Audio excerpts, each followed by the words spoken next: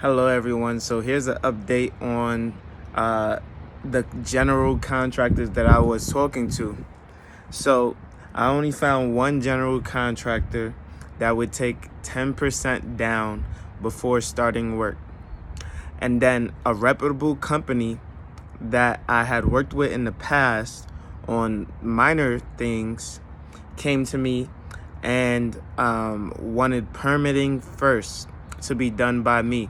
So I went to the permitting office and they asked that I measure the height of the ceilings, everything else, do the drawings myself as well.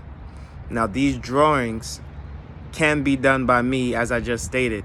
A lot of the time someone will offer to do drawings for you and charge you about $1,500 to do the drawings. So again, that's saving me $1,500 to do the drawings myself. It's just a lack of knowledge, honestly, why we have to pay for tons of services that can be done ourselves. For example, drywalling 1, 2, and 3, all of that can be done by me. I just need to understand how to do it. All right, so the main thing is that I need rough-in plumbing done. When I went to the city in Columbus, you need 6'8" tall ceilings. And then after all of the boxing out of fixtures and things like that, after putting your ceiling on the wall, you need to have it at 6'4". And so I don't believe my basement will be up to code. And you'll notice real quick the right plumbers for the job when they tell you that they cannot do it if it's not code, right? They don't want to risk their license. They don't want to risk their business. And so when I started to run into the same people who were recommended by one another, and I'll shout them out. Eco Plumbers was a recommended source, and then they also recommended me to like a Marty Plumbing, something like that. They also stated that they would not do it without proper permitting and proper code because they don't want to risk their licensing. Eco Plumbers also offered 18-month financing, which a lot of businesses don't offer. And it was free financing, right? 18 months, no interest financing. That's another sign that this is a really, really reputable company. They will do great work, and that I won't have to necessarily worry about whether or not this job will get done. I know it will get done because I'm going through a reputable company such as Eco Plumbers. They're a household name. They have over 9,000 reviews, and they've already done some work for me, so I definitely trust them. Are they a lot more expensive? Yes. But I know that if I pay once, I won't have to pay again. And that is the peace of mind that you really need, especially when investing, because you'll find out shortly if you spend 10, 20, 30, 40, 50, 60, $70,000 and don't get a return from it, you're honestly just throwing water down the drain. It happens to so many people, and you can call it a life lesson, but it's a lesson that I do not want to learn. I want to make proper business decisions and weed out all the bad general contractors that are willing to just take your money and run, right? So I had a general contractor that I was almost ready to push the button on. I've even signed some documentation. Last thing I needed to do was just to give her 40% down payment for her to begin her work. Now 40% is a bit excessive. I know some people who ask for 30% upfront, and again, the least that I was asked for upfront was 10%. But the 10% was just to get on the calendar. So how much do you think that they would have charged me just to start the work initially, right? So in my case, I didn't really see that as a valuable option, because these are the questions that I want to ask and that they're not willing to answer, right? Okay, 10% to get on the calendar, and then how much when you actually get started? Are you actually gonna break ground before I have to pay you again? Like, what is going to happen, right? And so these are the things that we go through. These are the things that we ask. Now, what Eco Plumbers with a company like that, they're probably going to do the whole job and then ask for payment. So it's completely different ball game, completely different mindset.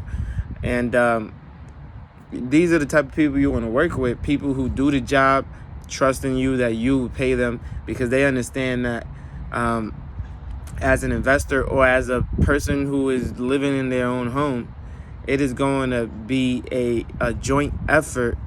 Is going to be a huge commitment. Is going to be something that you have saved up for 1, 2, 3, 4, 5, 6, 7 years in order to get done, and you don't want that money to just be squandered and washed away.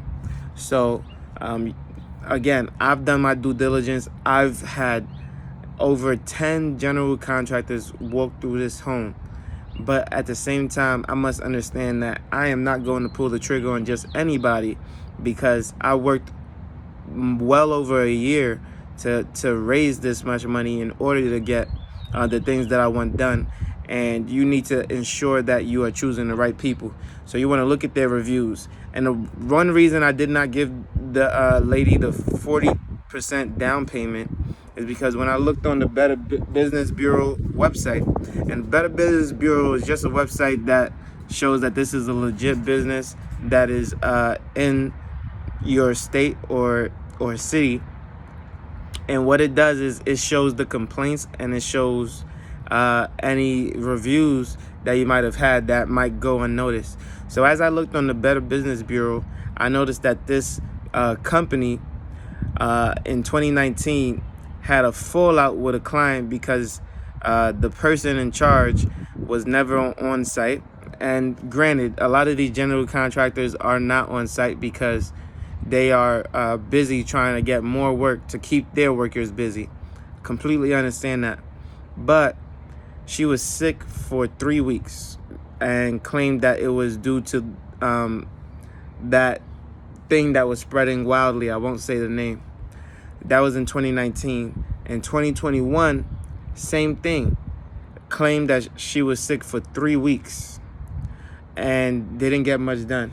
And the problem with the 40% down payment is that a general contractor might be using your money to finish someone else's job, and then they have to keep bouncing from job to job to job to job because they're spending more than they can actually use to finish the job. And so when they get that 40% down from someone else, they then complete the job that they were supposed to complete for someone else. And so now they're hustling backwards, for better lack of a word, or they're going to try to increase prices on 1 or 2 or 3 people so that they can get back to a state of normacy.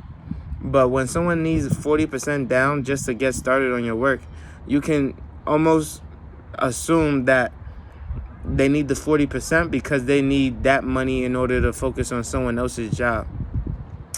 To me, that's a bad sign. That's a red flag when you need 40% down to get started. I haven't had anyone ask for 20, 25. No, it's like 33% and up just to get put on the calendar. So to me, that doesn't make any sense. You're going to get nearly half of the money up front and not do any work. It doesn't make any sense to me. So if you like this video, if you like this update, again, you got to be cautious, but you also got to take a risk. I always say I'm a medium risk investor, meaning I am not high risk. I'm not just going to go all in without doing any research, but I'm also not low risk to where I'm not willing to pull the trigger on certain things. You see, I am an honest person who just needs to get honest work done, and that is how I want to live my life. And that's why I always work with the same people, because once I get somebody and I know that they're always going to do the good work, I want to keep them around so that I don't have to go through this hassle again. And once you build yourself within any state that you're in, whether it's Ohio, New York, Texas, California, once you find the right people, you want to keep them happy.